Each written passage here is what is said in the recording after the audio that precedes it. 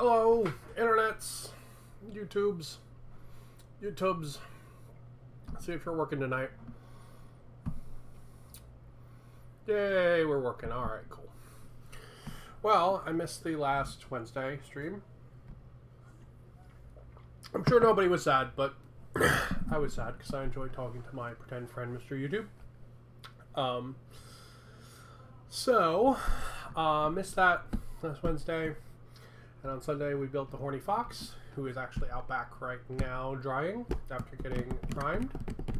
So that's awesome. And tonight, I've got a couple things I'm going to be working on.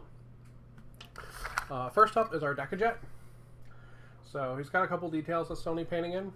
So we're going to do that first. We can round him off and call him done minus his base. I'm trying to get my 3D printer working again. It's kind of being annoying. Trying to get that working again. And then I'll print out some bits for the base. So they're on like junkyard bases. So that'd be pretty cool. We got that. My Immortan Thraka is back in my hobby position, ready to lead my boys into the shiny and chrome, into Valhalla. Sadly, he was judged mediocre in the painting tournament. He did get an honorable mention, but sadly did not place in first, second, or third. But still cool he got an honorable mention.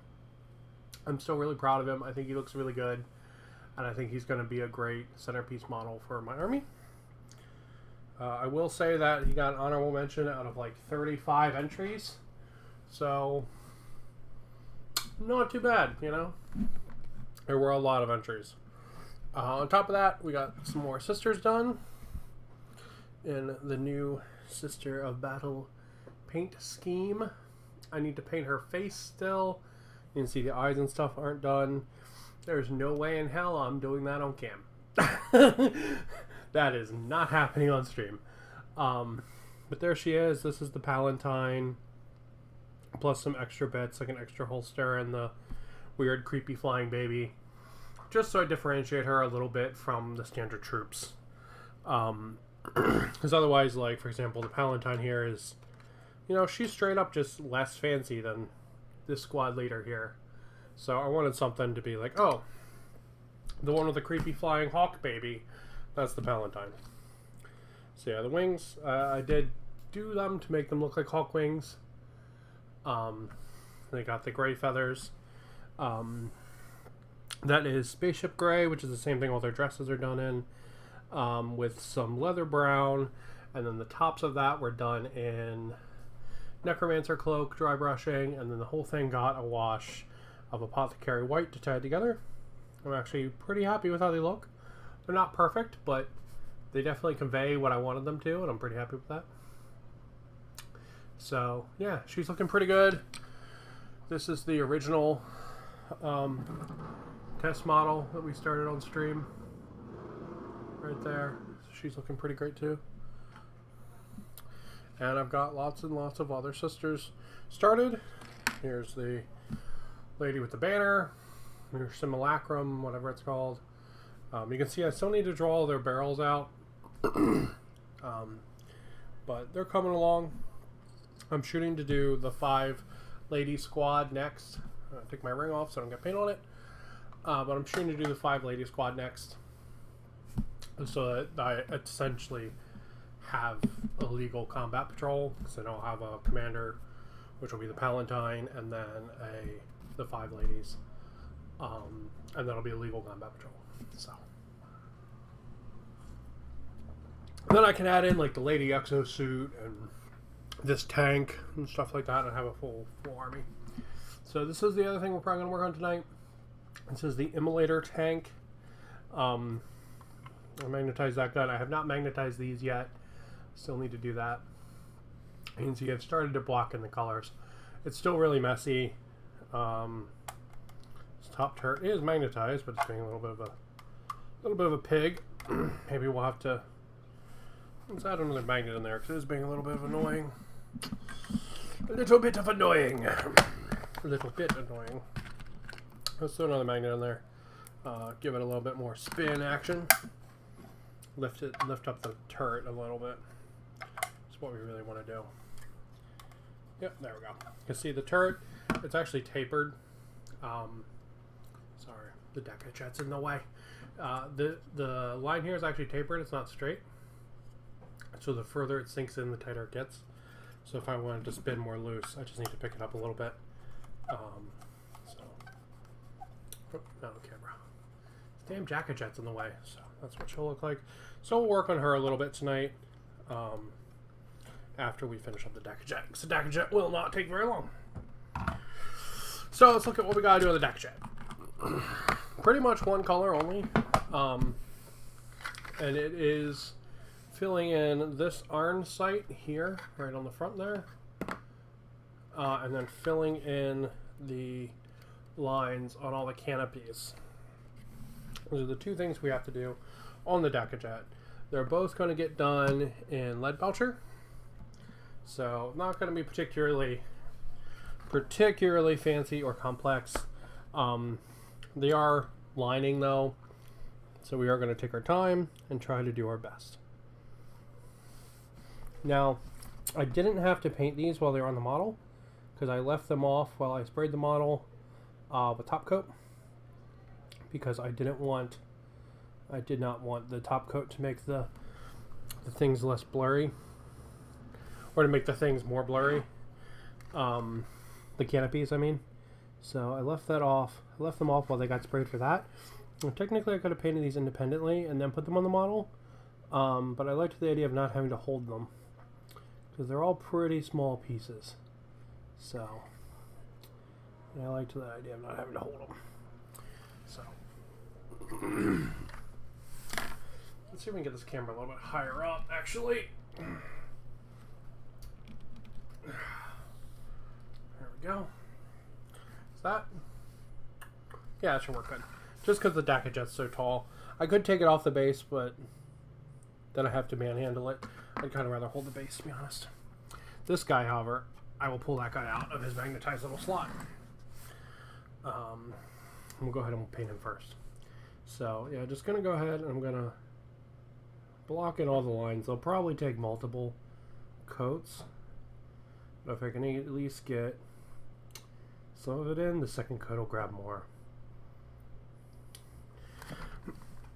Don't want to break that. But yeah, this deck of jet has been a really fun project. I got to do a bunch of really weird patterns and stuff on the bombs, and I'm gonna actually go back and clean some of those up still. We might do that tonight too. And just get them a little bit better coverage and stuff than they have now. So I kind of painted them a little bit in a rush. Okay.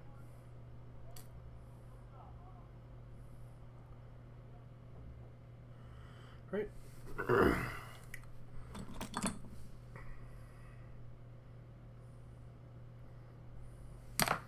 I'm going to keep a clean brush just to clean up any excess that I get onto the clear plastic. So we really don't want that. We want it to be nice thin lines, and we're not going to hit the clear plastic with any wash, so we're not going to be able to rely on it to clean our lines up, unfortunately.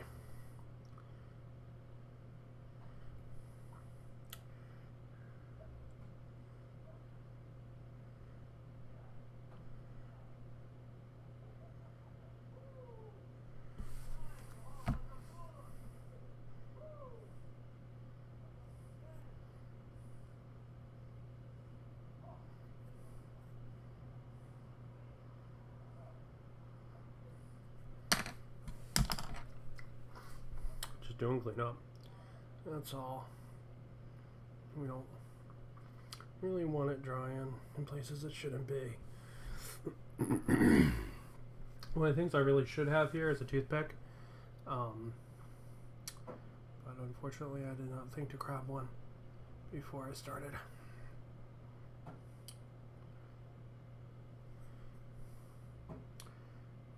Just cleaning it up as we need to. As I make mistakes, we'll just go ahead and clean the lines up. There we go.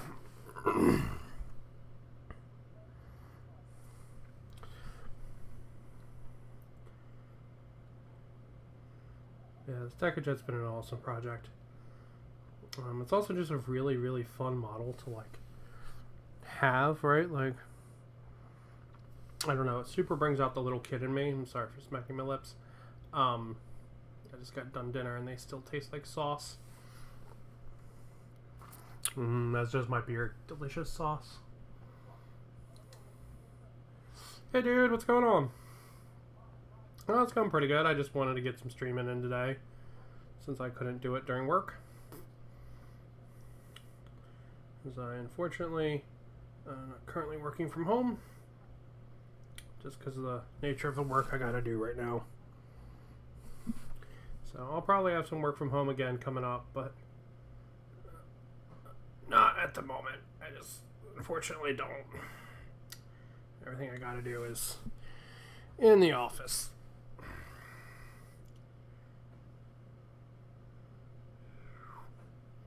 Yep, just painting in the little lines on the old Decajet. Yeah, I don't know. There's just something enjoyable about the Decajet, like something like really earnest and like kiddie about it that I love. Yeah, you can see how much better it looks with the lines painted in than versus the canopy in the front that doesn't have them painted in. It's just a really nice little bit of detail.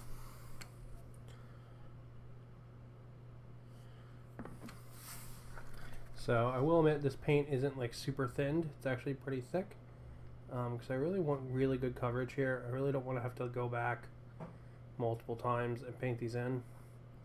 Some of the bigger areas I know I'm going to have to, but if I can avoid that and reduce my chances for error, I'm going to.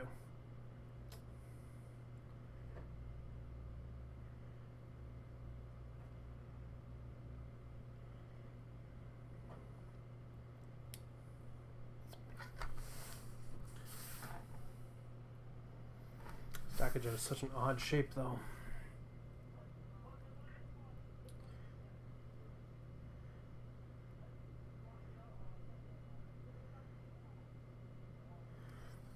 These lines are three-dimensional, so you have to make sure when you paint it, you get a little paint down each side too. It will make it look more like a standout thing versus just a line on the top. The problem with doing that is you also run the risk of touching the side glass. So it definitely makes it harder. Whew.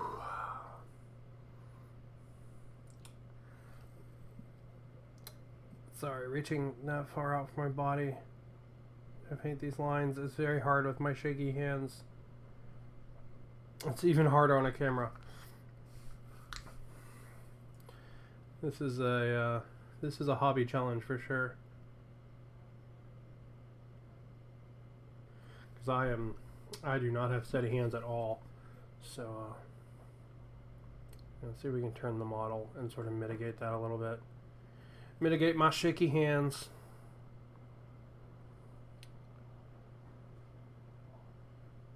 Go.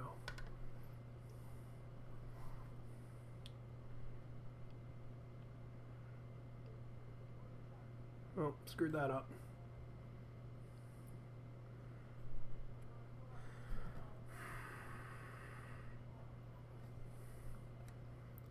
Alright. Plan is updated. We're painting the whole line. Sorry, my beard's probably in the video. I'm painting the whole line on the canopy silver. Going with the flow, and it works because we're orcs. Alright, as things change, we just adapt. Bolt some more guns onto it, and we are good. So since I made that error, we're just going to do this whole line.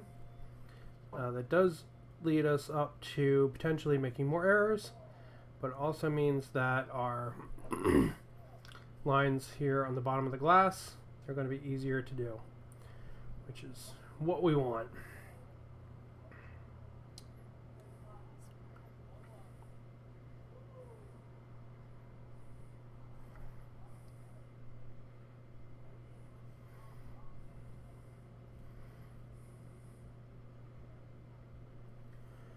go. There's a couple spots that I really screwed up. Okay, so alright, that's too dry already. So we're gonna have to hit that with a toothpick. When we're all done here, I'm gonna have to grab one from downstairs. Actually, don't know if I have one downstairs. I'm gonna have to run and grab one from my car tomorrow. Oddly enough, I know I have a pack of toothpicks in my car that I bought for modeling and then never carried in. You on cam? Yeah, sweet.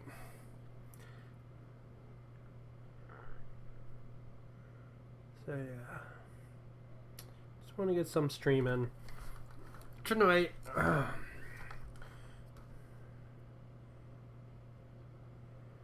And Sunday, I'm not sure what I'm going to be painting.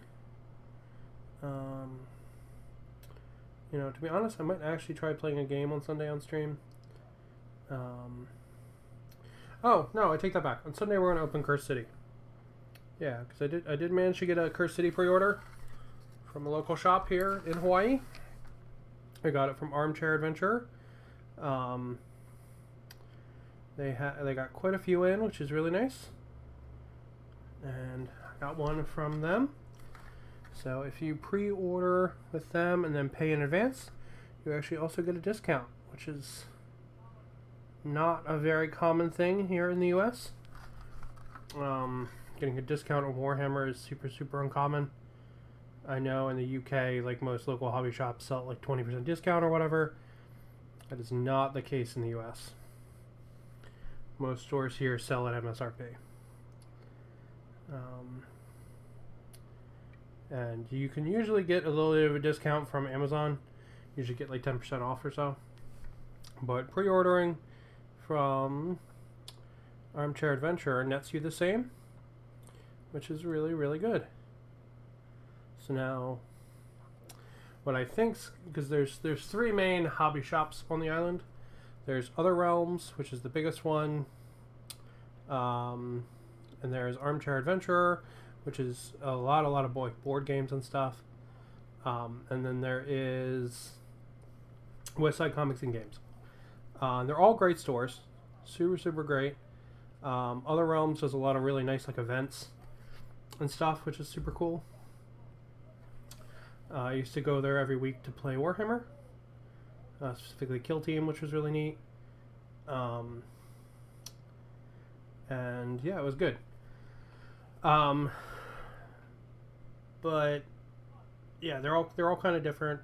They all have really nice staff, cool people. Never really had any trouble there at any of the stores. You know, every now and then you might play somebody who's like a dickhead or whatever, but stores are cool. I don't have any trouble. But Armchair gives you the nice early percentage off. So what I'm probably going to do is anything that I pre-order, I'll probably start pre-ordering from Armchair. And then anything I buy just sort of on a whim, I'll buy from Other Realms. So typically what I've been doing is I've been buying all my like game stuff from Other Realms.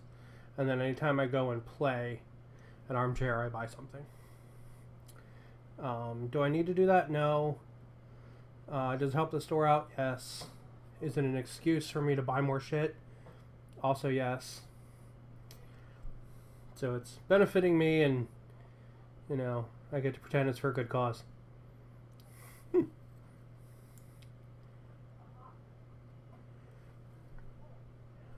But, yeah, it's good stuff. All the local stores are cool. But I got my pre-order at Armchair for Curse City, and I am very excited.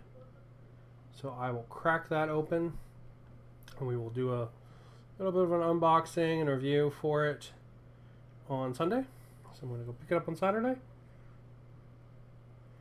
And it'll be really fun.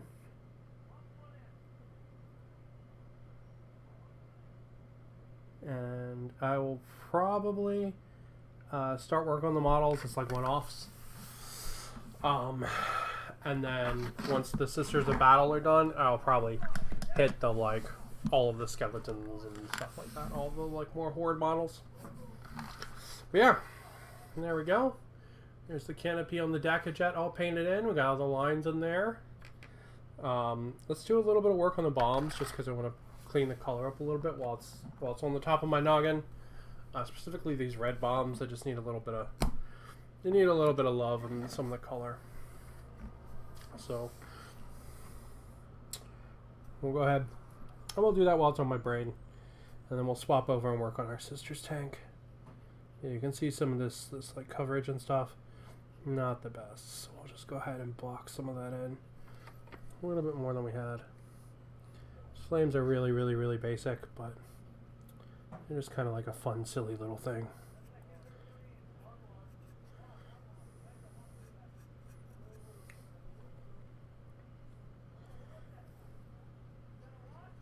Honestly, I kind of just painted these on a whim like this on stream. Same thing with like the face there and all that, right? Like it's just sort of like a silly little thing I did on stream. It's not anything like I had planned and figured out the colors for and stuff. So, but yeah, I just want to touch this up real quick. All right, now let's work on our sister's tank, and our Dacajet can fly away.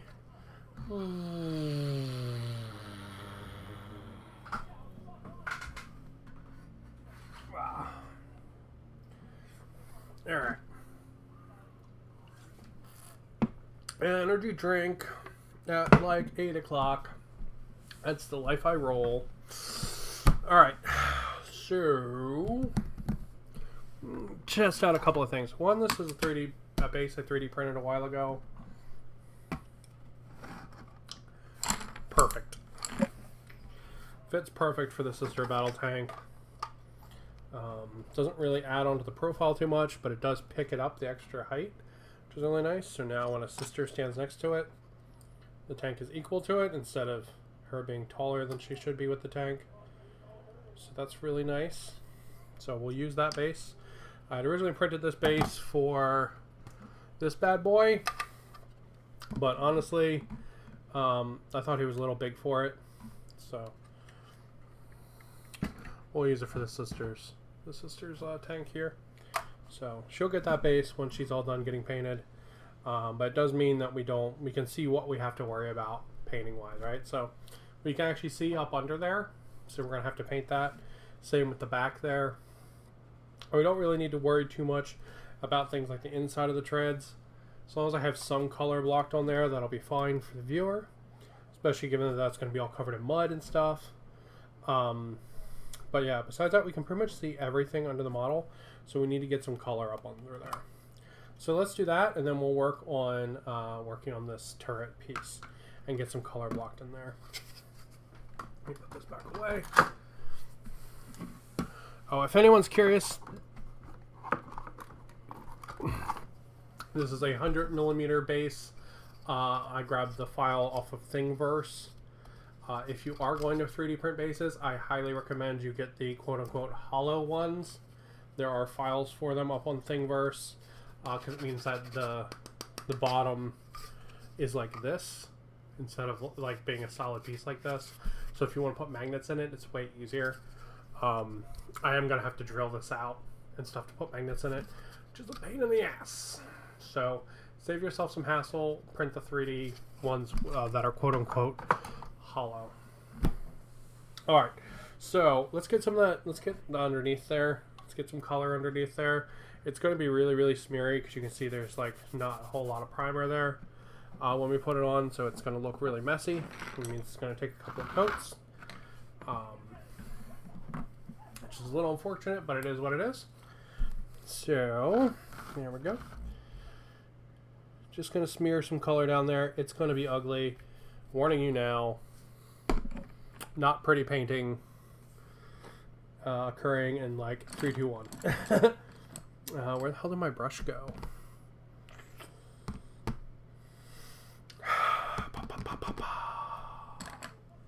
What do you got? You're more of a crappy old dry brush kind of deal. You are, mind you, like line brush.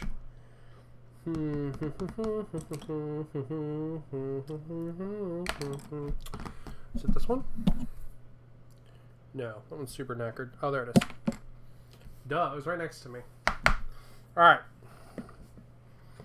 Boop, boop, boop, boop. Here we go. Sister's tank incoming. Now we're not looking at the deckage yet. Let's move the camera down a little bit. There we go. Stop. Thank you. No, we're not looking at the deckage yet anymore. Okay. So yeah, just going to block some color in. This is going to be ugly. It's okay. You know, there's not a lot of primer down here, unfortunately.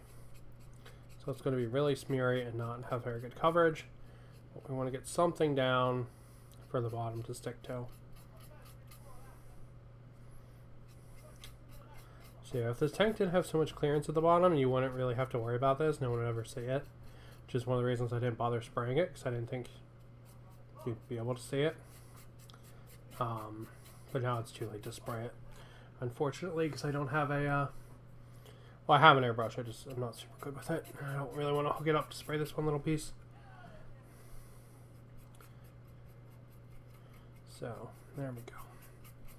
Just gonna block in some of this. It's gonna take a couple coats because it's smeary, like I said, but we're not gonna worry about it getting clunky or chunky or anything like that. Doesn't matter. You know, nobody's gonna be looking at this part of the base anyway that closely, so but we do want it to be something other than just pure plastic gray, because that looks like crap. You can see where I had to do a similar thing here. You can see how chunky it is, right? Just a little bit of smooth coat. You watch how quickly it smooths out. Right? Now we have way better coverage with just super, super minimal work. So that's what we're going to be trying to do throughout this whole area here. You know, it's going to take a little bit to dry. Alright. Same thing. Just going to block some color in with our probably way too big brush. And a couple of areas here.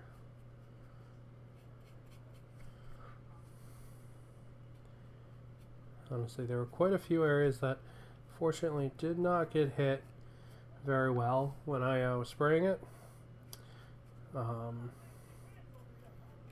And to be completely honest, hand painting vehicles like this is a pain in the ass. It's a giant pain in the ass. Doing them with an airbrush is so much better. But we're hand painting this one because I'm dumb, that's why. And I have actually, like, my husband got me a like super fancy airbrush. It's actually so fancy that I really don't know how to use it. It makes it very hard to use. I've used it on a couple of models, and I had phenomenal results with it. But it's one of those things where, like, if it starts misbehaving, I have such a deficit of knowledge of airbrushes that I don't know if it's like user error or if something's actually broken with the airbrush. So like the last time I used it, the nozzle was a little sputtery on one side. And I was like, oh, the, you know, it must not be clean or whatever. You know, so I broke it apart, cleaned it, put it back together. Still kept happening, right? And to me, the needle looks a little weird. And I'm like, is the needle broken? And honestly, I don't know enough to know, right? Like, I don't know enough to know what I don't know. And that's kind of a problem with using a really, really fancy tool like that I don't really feel like I'm ready for. So what I'm probably going to do is I'm probably going to pick up a cheapo, like $30 airbrush or something off of Amazon. Something that, to be honest, you know, it'll be so cheap that if I break it, you know, I'm not going to lose sleep over it. You know what I mean? Like, it'll suck. But I'm not going to be like, man, there goes the fancy, super fancy airbrush my husband got me or whatever, you know? So I'll probably end up doing that so I can get better at it. Also, the regulator on my compressor is crap. It's like total crap. I need to get a new one. Like it thinks 20 psi is like air pressure at the fury of 1,000 suns kind of thing. So it's really crap. I need to get a new regulator. Not a new compressor. The compressor itself is fine. Doesn't make a lot of noise, and it's got a nice big tank on it, and but I gotta get a new regulator for it. Okay. So, when working with a model like this, a big model that we're going to hand paint, we're going to run into a couple of problems. The first one is that as we paint sections of the model, we're going to screw up other sections of the model. What do I mean by that? As I block in one color, because it's going to take so many layers and stuff like that to get really good coverage, as I block that in, I'm going to make a mess of the other sections. So what I can do for that is I can get the core colors blocked in, and then I can go back and clean up the colors in specific areas. So for example, I'm going to decide to, get all the colors blocked in, be like, yep, this is where I want all the colors, what I want, whatever. But I'm going to decide to block in the colors on this face, right? I'm going to detail and clean up the colors on this face. And I'll be like, all right, that's done, okay? I'm going to turn the tank. Oh, I can do this side now. We're going to do this. We're going to do all the colors, everything on this side. Same thing, then we're going to do the back, right? Then we're going to do the top. Then we're going to do this other side. And we're going to work around the model like that. So one, I have some completion, and I don't feel like I'm sinking tons and tons of time into this model without getting anything out of it. And two, I'm going to clean these areas up, and then nothing else is going to touch them, right? Like my other paints and stuff aren't going to touch them. So I'm not going to have to worry about that. But it gives me some milestone, some light at the tunnel. So that's what we're going to do. The one problem with that is it's going to waste more paint. It is definitely going to take more paint than if we were to paint all the purple sections and then all the white sections and then all the gold, whatever, like that, right? It's going to take way more paint. But the benefit there is that I've already put most of the paint on this model, right? Like, it's messy as all hell and it looks like crap, but most of the paint's already on here, right? The base color in every section's already blocked in. So anything else I'm going to do with this is going to be fixes and cleanup and stuff like that. It's going to use way less paint, and since the method we're going to be using is wasting paint, we're going to inadvertently waste less paint. So that's the concept there. We're also going to pull out some colors for the details, like the headlights, the smoke, this filigree, stuff like that. Little metal bits, little mechanical bits. We're going to pick those out as well as we go. So let's pick a side first, and we're going to start working on our model. Okay, so let's... Oh, and you can see the tracks are getting beat up just from handling it. That's fine. I'm not worrying about that. The tracks are one of the last things I'm going to paint. As a matter of fact, I will probably do them after I attach it to the base. Just because they are such a piece that sticks out. I know I'm going to be like fondling them the whole time I'm handling it. I could put this on a one of those GW butt plug handle things. You can't see it. It's on my hand like that. I don't have one. I don't really like to use the paint handle. I like to hold the models. It's going to sound really cheesy, but it's sort of like connects me to the model a little bit more. Like I feel more in touch with where the colors and stuff should be because I'm like holding it. I don't know. That's really stupid and sappy. Don't listen to me. But words. All right. Let's get painting. Okay. Couple of things. Let's look at our model. Let's grab our brush and let's pick some areas out. Okay. We've got white area here. We have a little detail we could pick out in metal right there. We have filigree, another little detail we could pick out in metal. Filigree, we could pick some of this out in metal and it would break it up. Look pretty good. This pipe down here could be metal. This grating here is going to be metal. These clasps, those could be metal. There's like a banner type thing. We pick that out in the filigree color. The skull is going to be filigree color. You have some more little bits that are going to be metal. And then reverse over here on the opposite side. So we want to paint sort of the deepest color first. So we're actually going to keep going with this spaceship exterior from Army Painter. And we're going to get all of these areas really nicely cleaned up, all the lines really nicely cleaned up. We are going to have some overspray onto the other areas. That's fine. We're going to try to avoid as much of that as possible, but it is going to happen just because of the nature of the shapes and stuff. But we're going to try to avoid that as much as possible, and then we're going to get that painted in. All right. So let's start getting these lines in nice and pretty. All right, so we're just going to go around all these areas and just clean them up. And we're going to hit any area that we see that also looks kind of thin in the color range. You know, I'm going to hit that as well. There we go. And you'll see the messiness start to go away as we clean these lines up, right? The human eye really likes boxes and shapes that it recognizes. So if you look at something and the lines are blurry, you're going to like it less than if the lines are clean. So just doing like a little bit of cleanup so we don't have any paint spray, any paint spillage, anything like that, is going to make this model a million times nicer looking. You can see I am sort of dragging the paint around a little bit. This paint's not going to dry explicitly extremely quickly, so I'm not really going to have to worry about paint tearing here. I'm also not putting it on extremely thick, right? So we're painting it on, we're also like blending it a little bit with our brush, just sort of dragging it around a little bit, and it will be okay. Normally you don't really want to do that, but it is what we want to do here.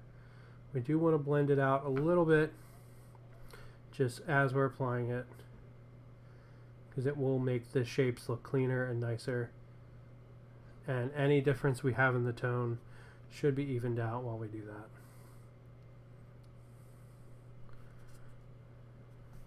Because we don't want, you don't actually want perfect coverage, right?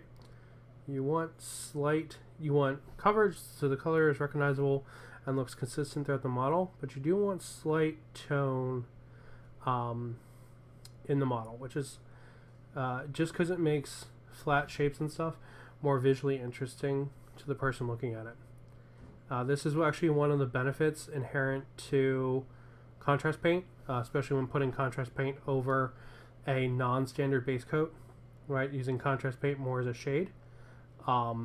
This is one of the big benefits to that, is that it will do it automatically. It will give you some variation in the color of the paint, just because of the fact that it does not lay equally. So it will do that automatically. We are going to be hitting this with all the white here with the contrast paint. At the as one of like the very, very, very last steps, we will be hitting the whole thing with Apothecary White. Just going to give us some gray variation. It's going to give us a nice little bit of lining without darkening down our spaceship exterior here. I know this isn't a spaceship, but the spaceship exterior is the color of the paint from Army Painter. Alright. See, my brush is fraying, so I'm going to have to fix that in a second. I do tend to use really cheap brushes, just because I don't really feel good using expensive brushes. I don't feel like I know how to take care of them yet. I've been painting models for the last 6 years, something like that. But I've been painting Warhammer and stuff for the last... I started in 2019. So I started in 2019 with a box of Skaven. I'm hoping to use them for D&D with my friends, and then my friends were really lame and didn't want to play D&D anymore once I moved to Hawaii. So we never played again. Thus is the way of things. I mean, in fairness, I have to hear myself talk when I record these, so I wouldn't want to listen to me either. So it's cool. All right, so yep, just cleaning up the white lines. We're just going to do just that side of the tank. Right. A little bit more of the front of the tank, but we'll go ahead and do it as well. We'll do everything up to that middle area there. All right. Cleaning up the lines, and then we'll be just as careful when we do the other colors. Right. This is where we need to really start being neat and clean and stuff like that. We're going to start doing it now. Okay. So why am I painting these other parts that aren't really the side of the tank? These all connect to this purple, right? So when I want to do everything that's touching this purple before I do the purple. So when I do this purple, I can be like, this purple is done. Nothing else is going to touch it. It is, it is my last step for this. It looks good. It's, I can be like, okay, that's done, right? Like that. I can check that off in my brain. There we go. Okay. And need to do a little bit down around here. All right. And this area is going to get splattered with mud, but we still want good coverage. And we still want, nice consistent color all over it. Because we could rely on splattering it on with mud, but I would prefer not to, because that way we're not forced to use mud in any areas we don't want to use it. Right, like making sure we have this good coverage. It's about giving us options for painting the model. Because honestly, I don't know how I'm going to base these ladies yet. I do think they're going to be on probably some kind of like Sahara sand or like dirt base kind of thing. But I don't know 100% yet. So I don't want to work in a section where I need to use a texture paint to cover up a mistake or something like that. Like I would rather just clean the mistake up now or not make it now than have to like basically tech debt myself in the future with a painting.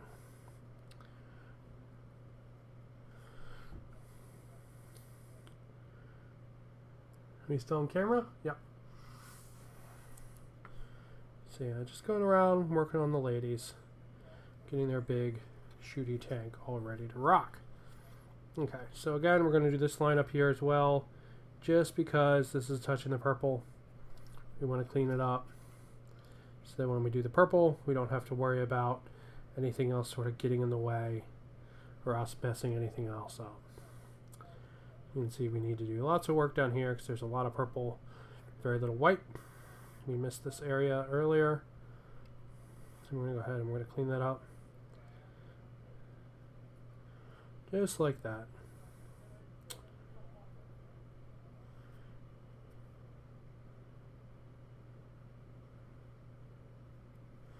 Okay, cool.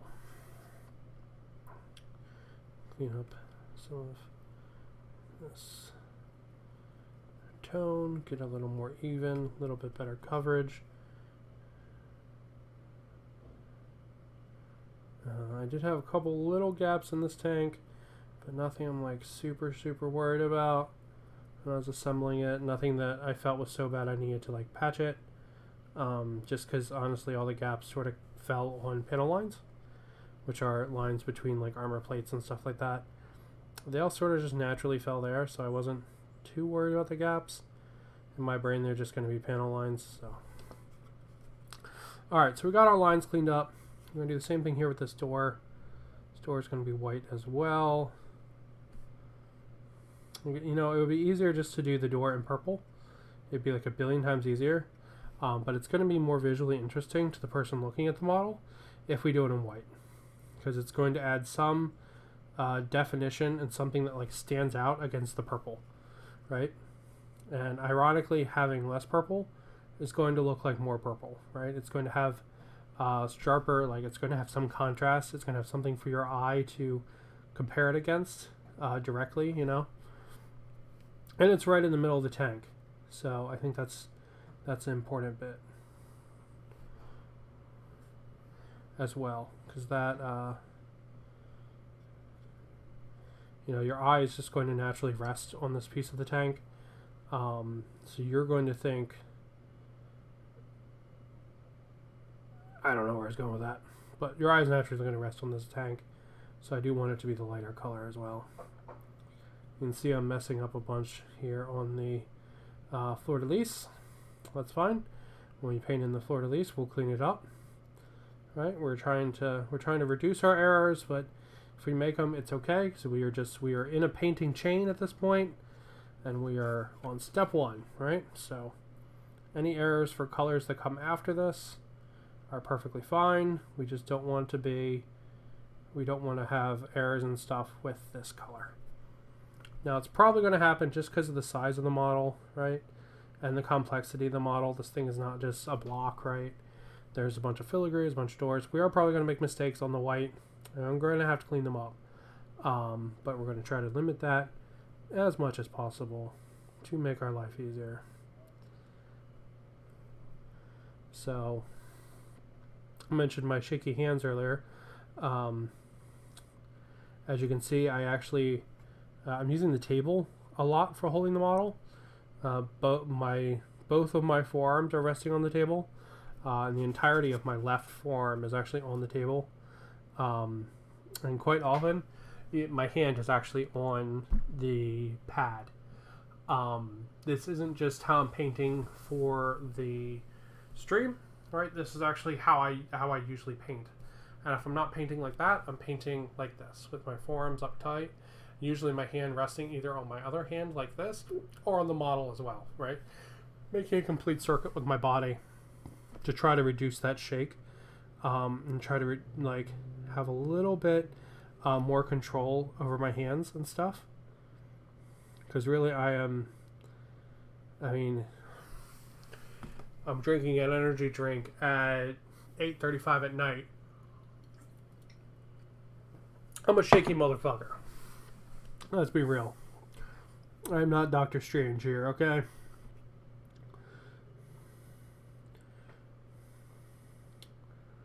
Well, actually, he becomes quite shaky later on, but you know what I mean. When he was fancy doctor, surgeon man. That is not me.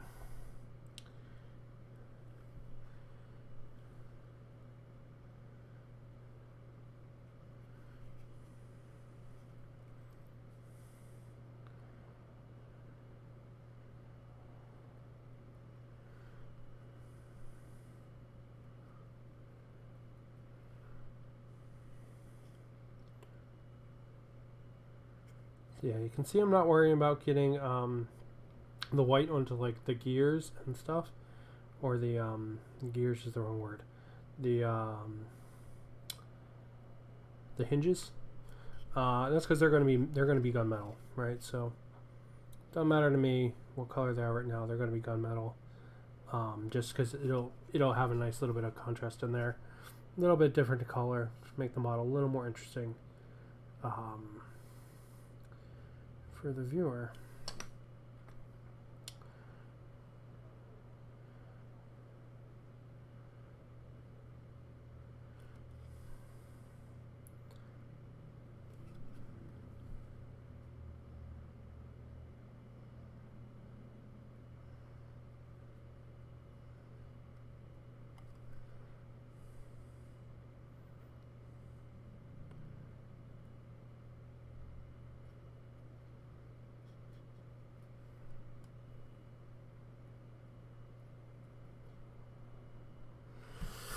All right. Now let's go ahead. We're going to put in some of the filigree color. This is a color that I want to say is brassy brass. I think it's actually called something different. Let me grab it. Bright bronze. That's what she is. From Game Color. This is legitimately the best metal paint I've ever used. I love this stuff. It is phenomenal.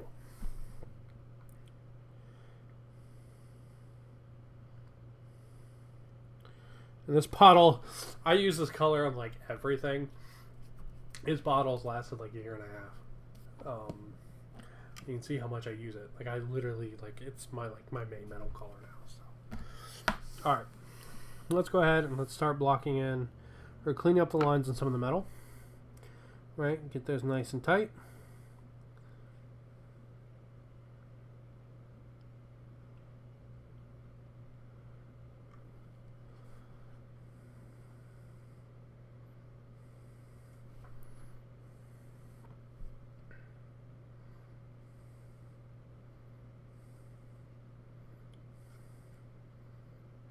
Make sure there's also good coverage on everything as well.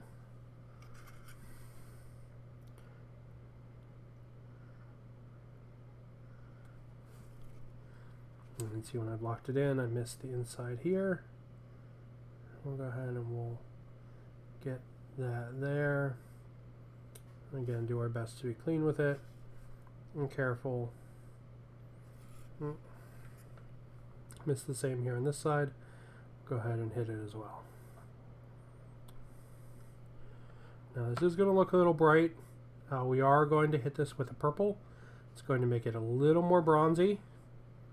It's going to take some of the shine off it, and it is going to give it a little bit of a purple sheen. It also gives us a nice variation of purple to carry throughout the model. So that the purple isn't perfectly isolated in just like some of the main armor panels, right? We have something sort of similar being carried around the model. It should look pretty good. That's what I've been doing in the little ladies, and it's working really nicely on them. All right, so we're going to make sure this paint will be very, very, very thick. So we're going to make sure we don't let it get too thick in places if we can avoid it. Yep, there we go. That's all lined up nice, and now we'll do the other one.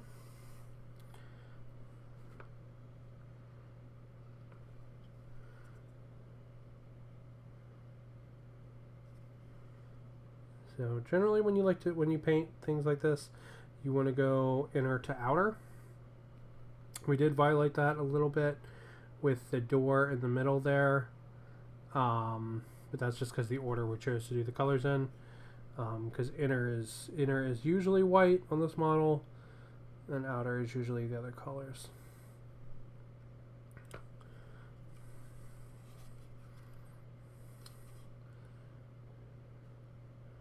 So I could choose to do the filigree last as technically the outermost color, but there's none of it on the purple. There's just not. And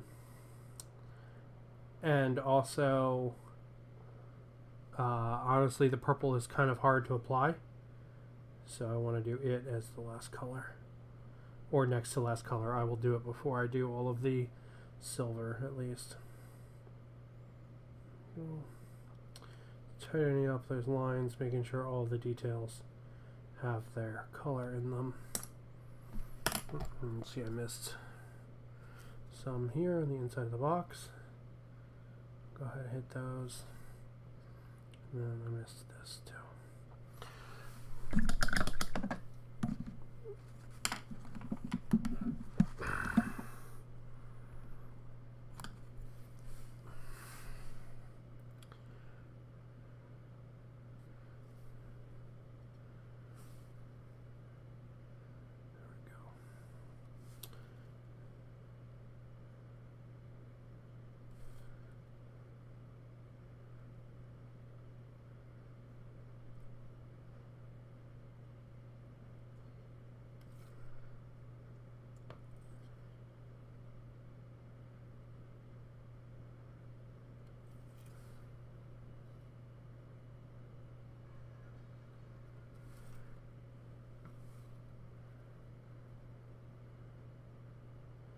Yep, see, totally just messed up that line there, went over, unfortunately.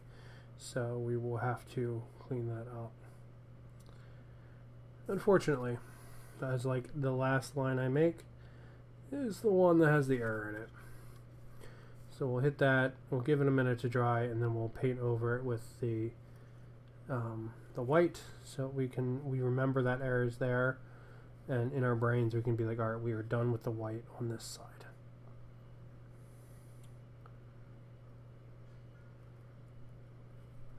So yeah, just going around and cleaning these all up.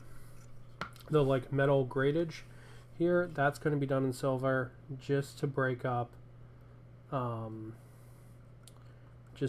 model a little bit, just to break up the bright filigree color here. I think it'll be more interesting to the viewer if there's some silver worked in there. I just think that'll be more interesting for them. Right. These have pretty good coverage already from their first painting, apparently. Apparently did a pretty good job on that. Not perfect, but pretty darn good. So we're gonna get up in there, make sure it's all done. Alright. We can get some more out on the palette. Excuse me.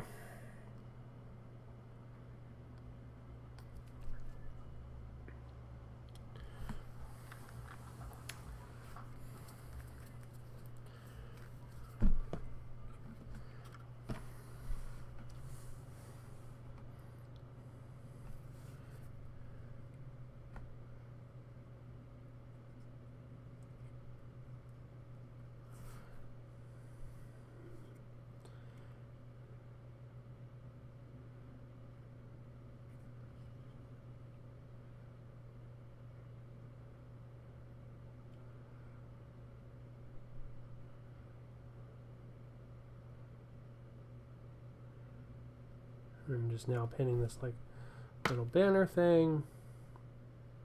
And again, trying to be very, very neat as I can be, because we do want to avoid any mistakes at this point over the white.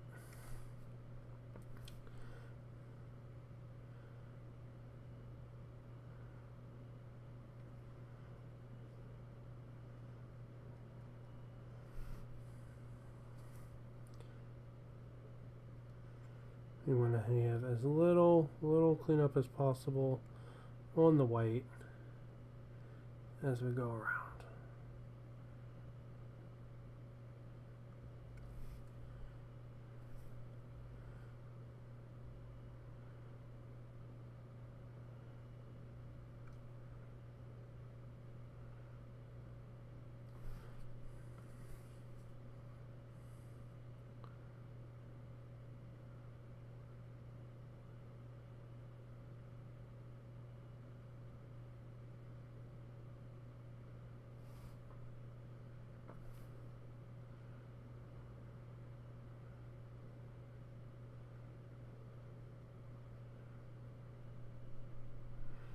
There we go.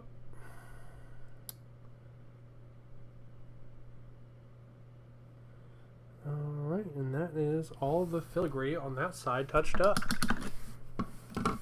We do have some filigree color left out, so we'll just, you know, you can already see how much cleaner that looks, how much nicer, just being a little touched up, that versus that side, right? Like that side's way messier and nastier, that side's way nicer, right? Like, we're only really a couple colors away from finishing that side. So we're going to do some more filigree stuff, and then I might actually call it there for tonight's stream. And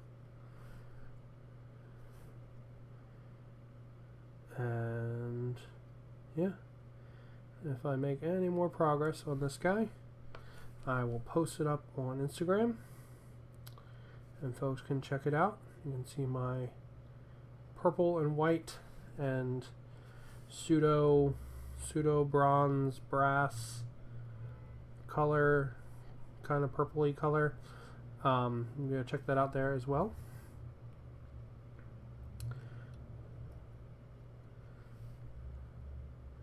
It should be pretty sweet. Yeah, you can see I'm just trying to block in some more of these since I have the color out, right? Like, we're going to be wasting colors doing this method, but it will give us some milestones to complete. It will make us feel pretty good about the process and stuff like that. Actually, you know what? Fuck it. We're going to keep painting. I'm having fun. If I get a little quiet, though, I apologize. Also, these cookies I have sitting next to me are staring at me, so you might have to deal with me eating a cookie in a minute. I'm sorry. It's just, they look so good. I need cookie.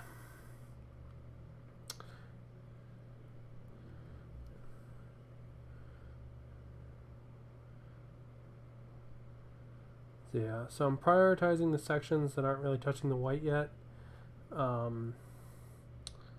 Inside here and on the things like that. So I haven't touched up the white on the side yet. So I know I'm gonna make a mess a little bit with the colors when I do that. So I'm trying to touch up the areas with the filigree color that aren't going to be affected by that. Well, I've got it out.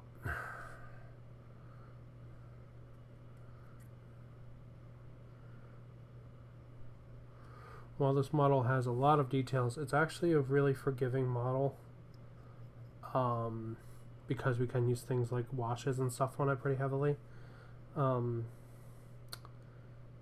also some of the really complex things like this, you know, that's going to have some OSL on it, so we're not gonna, if we have a little bit of bleed over and stuff, it's okay. It should just look like glow from the lamp and it should be fine.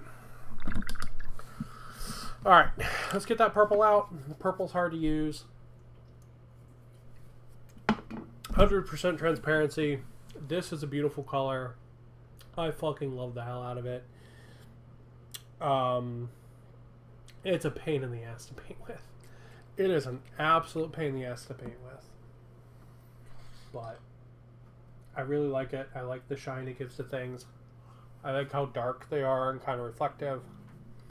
I think it's pretty great. But it's a right pain in the tail. I'm gonna get some of it out. Only need a little bit because it makes a proper mess. Alright, I'm gonna start splashing her in. This is a very watery color because it is ink based. I mean, technically they're all ink based, but it is more of an ink than a paint. You can see how smeary it gets and stuff like that. So we're gonna try to, you know, use that to our advantage, or, you know, minimize the impact of that, I should say, as much as possible. We'll say this would probably look amazing through an airbrush, this color, but not happening.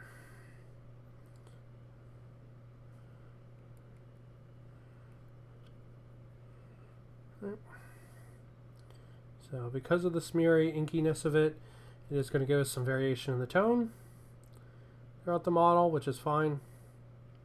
You know, I just want to make sure we still have good coverage and that we're hitting all the areas. It will also come off surprisingly deceptively easily.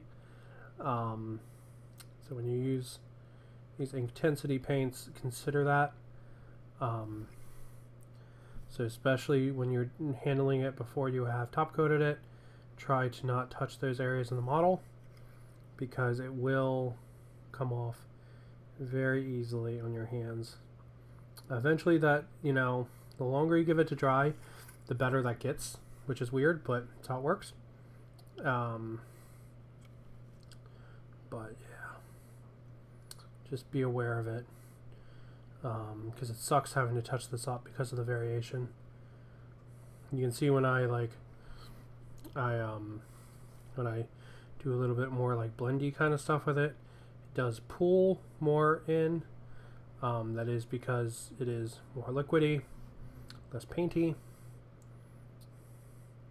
So adhesion is pulling it more to the center when I do that. The effect won't be bad, but you can see that it will be a difference in intensity with the paint. Just be aware of that.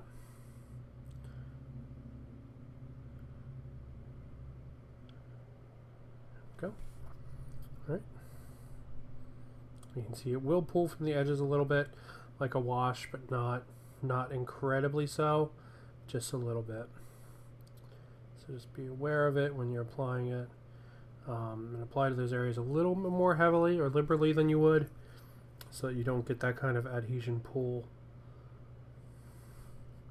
like you do with a wash. I'm probably painting with these all wrong. Probably not supposed to paint with them at all like this, but I do love this color. I think it looks awesome.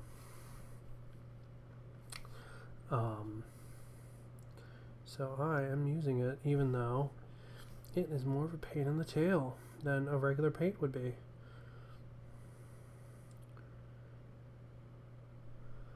If I had like 10,000 points of sisters to do, there's no way in fucking hell I'd use this color in this like kind of ink paint, because it's too much of a pain in the ass for that. But you know what, I've got 25 power level of sisters. I don't mind them being a little bit of pain to paint, especially when it looks really, really cool. I'm a really big fan of how it looks. It's a very like regal, fancy looking color. I like it.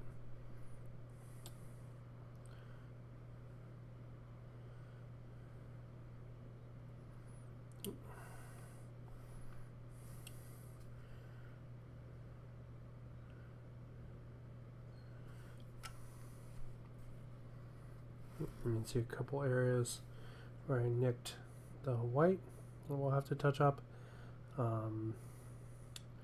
We'll get those at the very, very end.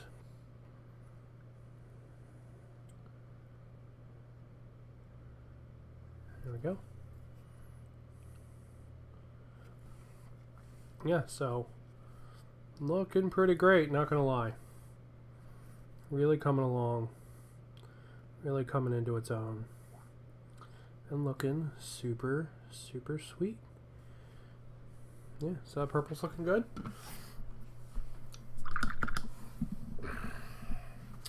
Alright, now let's touch in the gunmetal.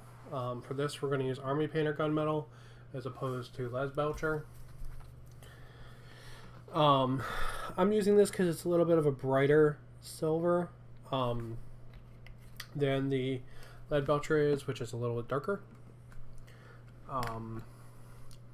I think it goes with the other colors a little bit better than Lead Belcher does, which I don't know. I feel like Lead Belcher, it's a silver based paint, but I feel like it's got, I don't want to actually touch the purple. I feel like it's got like a little bit of like a brown or something into it.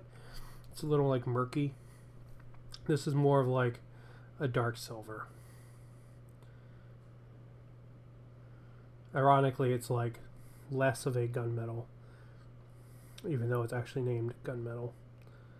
It's more of like a dark silver. So I'm just going to pick out some of the silver details on the door, and you can really start to see the door kind of come to life there, you know. It's really coming into its own now. Really starting to look like a finished thing. Just by pulling out a few details, you know. All models sort of have this ugly step where you've sort of blocked in your colors and your details aren't there and it just looks like crap. All models sort of have that. So same thing here. You know, we're just going to pick one face of the model. We're going to pull that out one at a time, and we're just going to step around the whole model until all of those quote-unquote faces are pulled out and painted. All right? And then in the end, we'll have a fully painted immolator battle tank.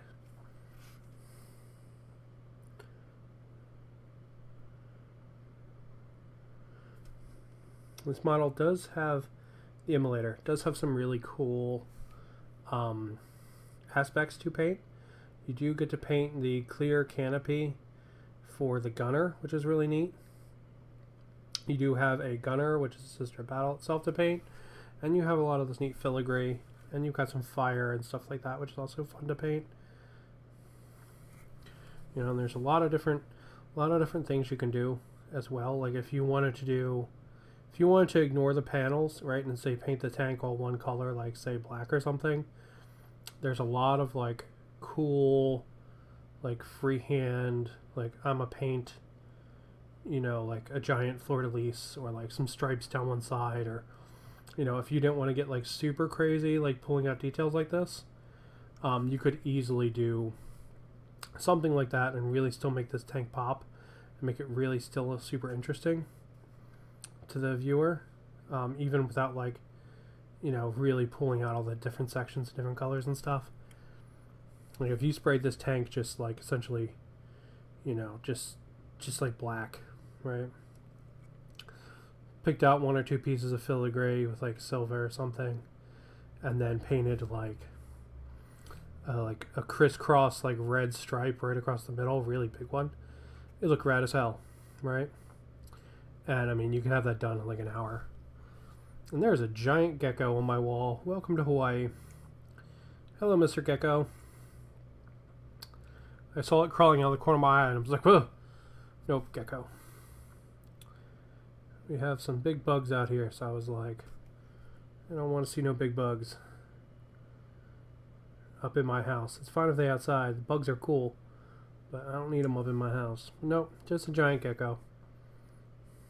I mean, not giant, like, you know, palm sized, like he could sit in my hand, but he'd like take up most of it, kind of thing, you know.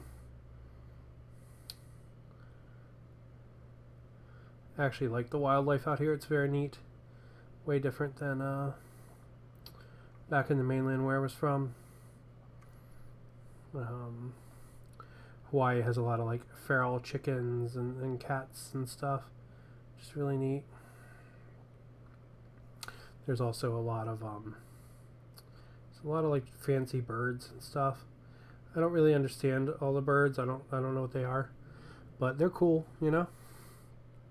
And probably the coolest thing we have out here is the mongoose, which is like a really big ferret. And you see them running around from time to time. You hear them way more than you see them. We have one, I think, that lives in the wall, actually, in our house here. So every now and then you just hear it be like, and making little mongoose noises. It's really cute. But yeah, they seem like cool bros. And all those animals and stuff, they'll help eating insects, because big centipedes and cockroaches and stuff are super common in Hawaii. Not sure why. It's not like everyone here is really dirty or something. I mean, I am. I don't have the neatest house. But you know, I don't think anyone feels like they have a neat house. But you know, like cockroaches and stuff is just sort of a normal part of Hawaii. And you kind of, you know, you smash them and you don't want them around, but it's not like, you know, they mean you live in a nasty part of Hawaii or whatever. They're just everywhere. You know, you'll see them in the hotels and stuff too, and just is what it is, man. But yeah, I was talking about the hobby shops earlier. Yeah, Hawaii actually has a pretty big hobby like community. Pretty big action figure collecting community as well. I really quite like the communities out here. Filled with some chill people, unlike some of the other ones I've seen. And the people are very like cliquey and stuff. Oh, we still good? Alexa just made a weird noise at me. I think we're still good though. But yeah.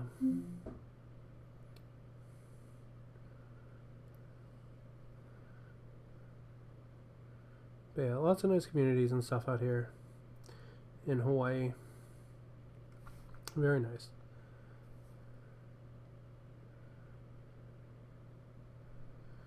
Go. You do generally have to pay a little bit more for stuff out here. It's less of an issue with like Game Workshop stuff because like the MSRP is kind of set. It's more of an issue if you want like other stuff from other stores. Just keep it in mind. That's sort of how that works. You do kind of pay a little bit of a tax for living in paradise. Personally, not what I mind. It's weird. My mental state is a billion times better out here in Hawaii than it was back in the mainland. I've really tried to embrace the idea of not constantly rushing, not constantly feeling like I have to have something done, like back in the mainland I had this constant pressure. I felt like it was sort of right on the back of my neck all the time, and I was like, oh, I never want to, I don't want to waste time, I've got all these things to do, stuff, and that's still true, right? I still have tons of hobbies and stuff, and none of that's changed, but I've been trying to let that stress go. And living in Hawaii has really helped with that, because the pace of life out here is a little bit slower than other places, especially compared to the East Coast. That's where I was from. And that, to be completely honest, really helps me. Helps me relax and stuff. And I've tried to let go of a lot of things that would cause me that kind of stress, and recognize when those things would cause it for me, and frankly avoid those kind of actions. Things like World of Warcraft Mythic Plus. I never, until I really sat down and thought about it, I never really grasped why I hated Mythic Plus. It was really primarily because of the timer and the fact that it just caused me a shit ton of anxiety because it had a timer. And that's kind of crazy to some people, but I was able to recognize that, and I'm like, okay, well, I can just not do that content, right? And honestly, I feel a million times better playing the game and stuff because I chose not to do that content. Instead of subjecting myself to it because it's something I quote unquote have to get done, I just said no, I'm not doing that, right? That doesn't bring me joy, and the end result for putting myself through that is not worth it. The end result of having a little bit better gear or whatever, not worth the stress to me. So I just decided that nope, I'm not going to do it. A lot of people find painting models and stuff stressful. And I see that a little bit, right? I can understand that. You're worried. You spent all this money on this thing. GW stuff's really fucking expensive. You're worried that you're going to mess it up. 100% I get that. 110%. I totally understand that. You're worried about screwing up your investment. You're worried it's not going to look like it looks like on the internet. But yeah, see, I made a mistake there. Let's clean that up. But honestly, that's a worry everyone has. Just flat out, everyone has that worry. The best painters in the world have that worry. Do I want to paint this filigree? Let's try. Let's see what it looks like painted. I know I don't want to paint it in the normal filigree color, but maybe we can lightly brush some color onto it and see what it looks like. But the best painters in the world, they have that same stress, right?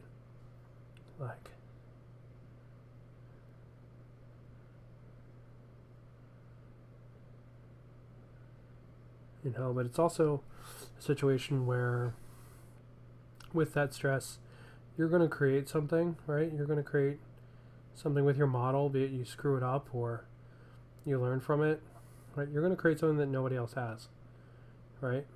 Nobody else is going to have those ultramarines, or nobody else is going to have those Tyranids or whatever, right?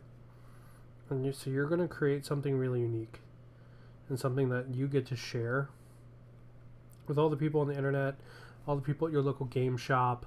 It might not be great, but it's your little chance to like make a piece of art and create something.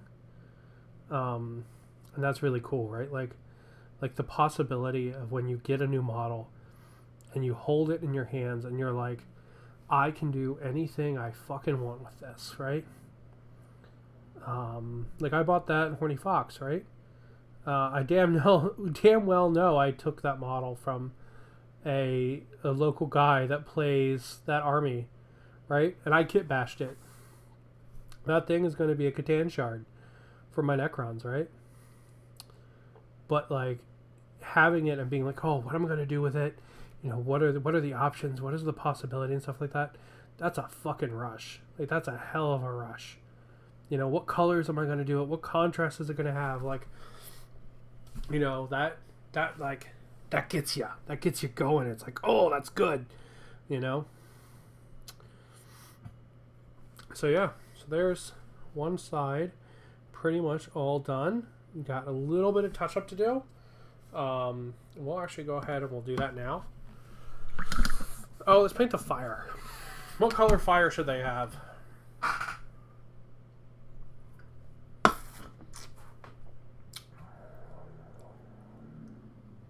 I'm thinking bright fuck off green. There we go. Yeah, let's do bright green. That's cool and crazy. Let's touch that fire up. We'll hit it with bright green, and then we'll do some Tesseract glow over it. Give it some nice, little bit of variation and stuff.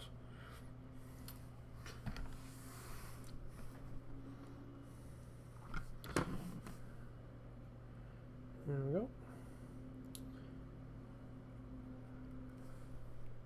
It's going to be a little bit jokery, but I think it's neat.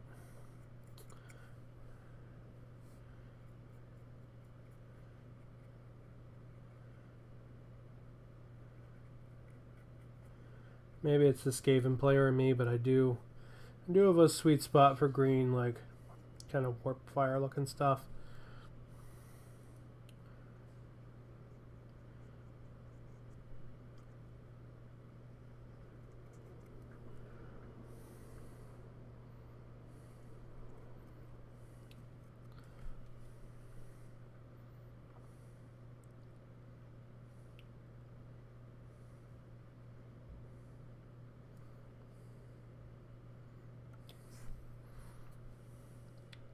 And get a little bit down on these grates.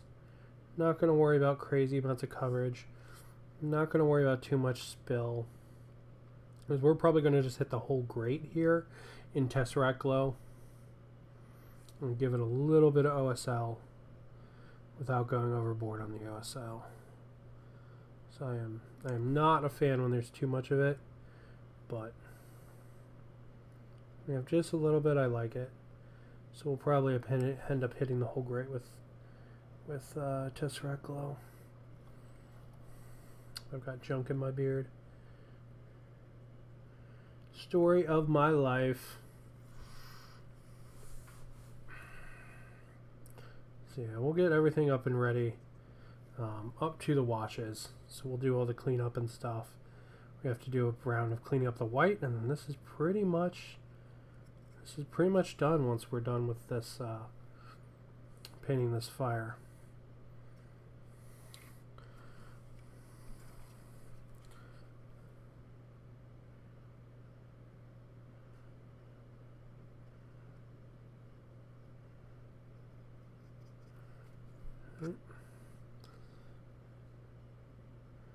Yeah, my sister's army, if I'm completely honest, it's pretty much going to be what I have.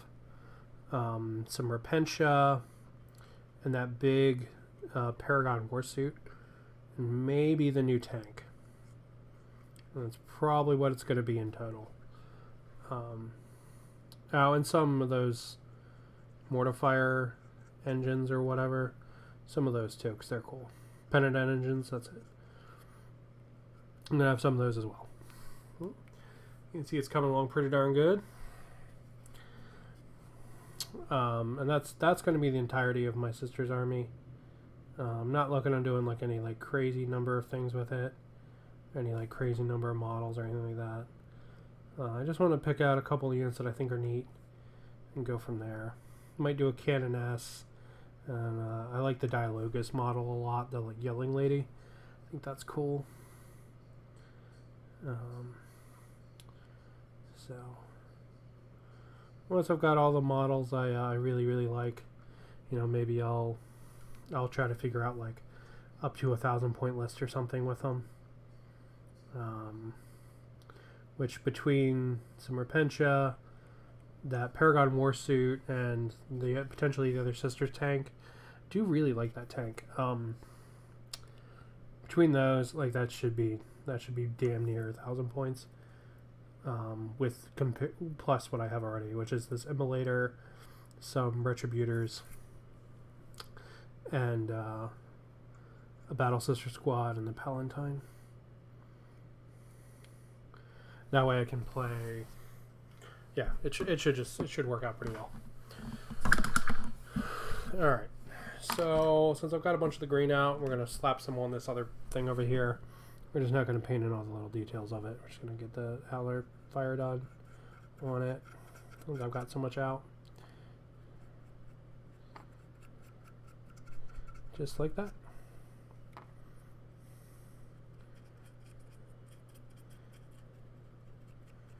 But yeah, I kind of liked the idea of maybe doing some like guardsmen to go along with the sisters. But that's nowhere on the plate. Plus, honestly, you know, I don't really want to play the big battles. So as much as I love like theming big armies, like my demons and all, like I have to also independently like all the pieces of them, and I don't want to play guardsmen by themselves. Like playing them with sisters would be cool, but playing them by themselves is a big no for me. Alright, so there we go. Let's touch up that white, and then this side is all done. But we're going to take the same process that I did here, and I'm just going to do it on the other sides, right? Going to do it on the opposite side, going to do it on the back, going to do it on the front, going to do it on the top, going to do it on the bottom, and then this model's done, right? But just having some checkpoint, having something to work off of is going to make conquering this a billion times easier. One, it's going to give me motivation to keep going, right? Like I'm jazzed to keep painting this model. Like I'm going to go downstairs and check my dog, and then I'm probably going to come back up and I'm going to keep working on it. You know, I'm not going to keep streaming, but I'm going to probably keep working and painting on this model. I might start the 3D printer again and stuff like that, you know, but I'm going to be right back here working on this because it's exciting, right? And because I'm making progress and it feels good, right? I've got that reinforcement loop going on where, you know, I can see the model come into life, right? Be like, man, that looks good, you know? And that's what I want, right? Like there's 2 times when you get the most rush out of working on a project. That's when you start it and when you finish it. So setting yourself little finishing goals like this, you know, like being like, oh, I'm going to complete this side, or I'm going to paint this guy's gun or whatever. Setting yourself little finishing goals like that will help immensely with your motivation to paint. It's also going to help immensely with the feedback of painting. Especially if painting isn't something that like naturally gives you like a reward or naturally gives you enjoyment, you know, it's really going to really help with that. So setting little goals or little rewards is a really nice way to do that. But yeah, there we go. That's one side pretty much all done. We got to get some washes in there still, but not going to do that while it's still drying. It's pretty dry, but it's not perfect yet, so I'll let it sit overnight, and then we'll do washes tomorrow. But yeah, coming along pretty good. So I'm going to go ahead and call stream there. I'm going to come back and actually keep working on this guy. At least knock out one more side of it tonight before I settle down and play some game for the evening. But thank you guys for watching, if anybody watches this. And hopefully it was interesting and maybe some fun. And yeah, hopefully my sisters will be all ready to rock and roll soon, and maybe I can use them in a battle report or something. Hold on, let's put the top on it. Let's put the magnetized top on it. Ow.